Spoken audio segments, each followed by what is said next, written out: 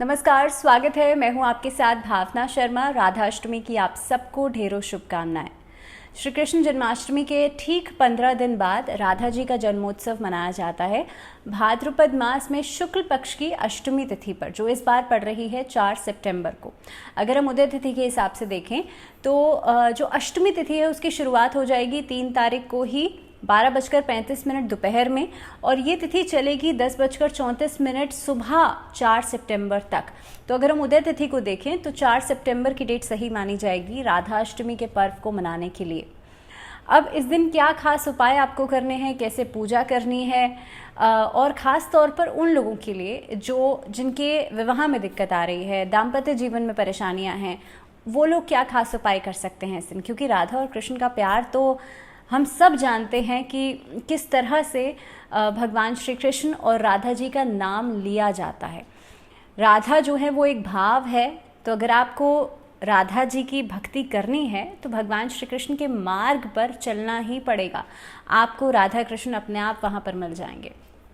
तो सबसे पहले इस चीज़ को समझना ज़रूरी है कि राधा और कृष्ण को हम अलग अलग नहीं देख सकते। भगवान श्री कृष्ण और राधा जी एक ही हैं, और जैसे मैंने शुरुआत में ही कहा कि राधा एक भाव है। तो आपको जब आप पूजा करेंगे, जब आप उस समय पर बैठ कर के भक्ति करेंगे, तो आपकी भक्ति ही सबसे ज़्यादा ज़रूरी है, आपका भाव जो है सबसे ज़्यादा ज़रूरी है। क्योंकि राधा और कृष्ण का नाम ही एक प्रेम है, एक आकर्षण है। तो अगर आप उसे समझ लेते हैं तो समझ लीजिए कि आपकी पूजा जो है वो सफल हो गई। अब सबसे पहले आपको क्या करना है, आप जानते हैं कि घर के उत्तर पूर्व की दिशा में आपको पीले रंग का आसन बिछाना है। क्योंकि अगर आपके कुंडली के अंदर बृहस्पति कमज़ोर है तो पीले रंग का आसन ज़रूर बिछाइएगा। उससे बृहस्पति मजबूत होगा, शादी में आ रही दिक्कतें खत्म होंगी। दूसरी बात यह है कि जब भी हम कोई ख़ास तौर पे शुभ संस्कार करते हैं, और यहाँ पर तो भाई जाहिर सी बात है राधा और कृष्ण की बात कर रहे हैं, तो इस दिन सुबह उठ करके सबसे पहले घर के उत्तर पूर्व की दिशा को गंगा जल के छिड़काव से साफ सुथरा कर लीजिए। वहाँ पर एक पीले रंग का आसन बिछाइए, और उसके बाद भगवान श्री कृष्ण और राधा जी दोनों की प्रतिमा आपको वहाँ स्थापित करनी है।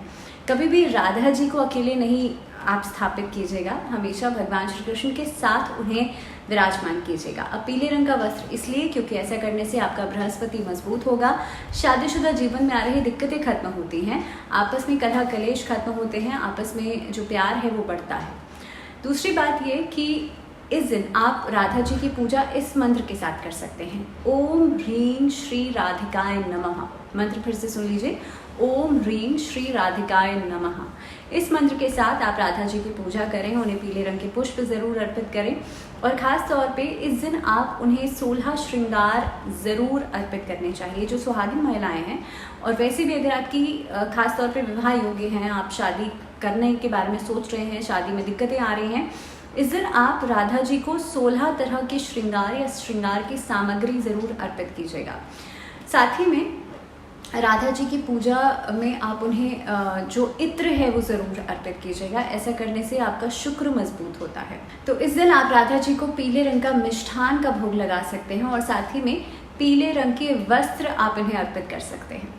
अब बात करते हैं खास उपायों की। तो सबसे पहले उन लोगों के लिए जिनकी आपस में मैरिड लाइफ में प्रॉब्लम्स हैं, दाम्पत्य जीवन में दिक्कत है, आपस में बनती नहीं है, या आपका पार्टनर आपको ऐसा लगता है कि आपसे बहुत कड़वा बोलता है और छोटी छोटी बातों पर लड़ाई झगड़े होते हैं, आपको इस दिन क्या करना है, भगवान श्री कृष्ण को बांसुरी अर्पित करनी है और उसमें शहद डाल करके अर्पित करनी है। ऐसा करने से आप देखेंगे आपके आपसी रिश्ते में जो कलह कलेश है वो खत्म होगी, आपस में प्यार जो है वो बढ़ेगा। दूसरी चीज़, अगर आप किसी से अटैचमेंट है आपका, या आप लव रिलेशनशिप में हैं, आप चाहते हैं उनसे शादी करना, और सपोज आप किसी से प्यार करते हैं और सामने वाला आपकी तरफ उतना अट्रैक्टेड नहीं है, तो ये मंत्र खास तौर पे अट्रैक्शन को बढ़ाने के लिए है। मंत्र सुन लीजिए, ओम ह्रीं कृष्णाय गोपीजन वल्लभाय स्वाहा। मंत्र फिर से सुन लीजिए, ओम ह्रीं कृष्णाय गोपीजन वल्लभाय स्वाहा। इस मंत्र को आपको 108 बार चांट करना है भगवान श्री कृष्ण और राधा जी के सामने बैठ करके। अब उन लोगों के लिए उपाय जिनके व्यापार में परेशानी है, या व्यापार में उतनी बढ़ोतरी नहीं हो पा रही है, ग्रोथ नहीं मिल पा रही है आप लोगों को, इस दिन आपको क्या करना है, माँ राधा जी को और भगवान श्री कृष्ण को वैजयंती की माला अर्पित करनी है। जब आप वैजयंती माला अर्पित करते हैं तो आप देखेंगे आपके व्यापार में तरक्की होगी, आपके कारोबार में मुनाफा होगा और नई अपॉर्चुनिटीज़ आपकी लाइफ के लिए, आपकी ग्रोथ के लिए आपको मिलने लग जाएंगे। अब उन लोगों के लिए उपाय जिनको ऐसा लगता है कि उनके परिवार में कलह कलेश बहुत ज़्यादा रहता है, छोटी छोटी बातों पे लड़ाई झगड़े आपस में उठते हैं, तो एक बात सबसे ज़रूरी ये है कि जब भी आप भगवान श्री कृष्ण की और राधा जी की पूजा साथ में घर में करते हैं तो घर में सुख समृद्धि बढ़ती है और घर में वैभव आता है, खुशहाली आती है। तो इसीलिए इस दिन पूरे परिवार के साथ आप भगवान श्री कृष्ण की और राधा जी की आरती ज़रूर करें। देखिए, जब भी आप आरती करते हैं ना तो अपने आप को भगवान की तरफ समर्पित करते हैं। तो इसीलिए इस दिन 5 लाल रंग की बत्ती के साथ, आपको सफ़ेद रंग की बत्ती नहीं बनानी है, रेड कलर की जो कलावा होता है उसकी बत्ती के साथ आपको आरती करनी है और 5 दीपक की आरती करनी है।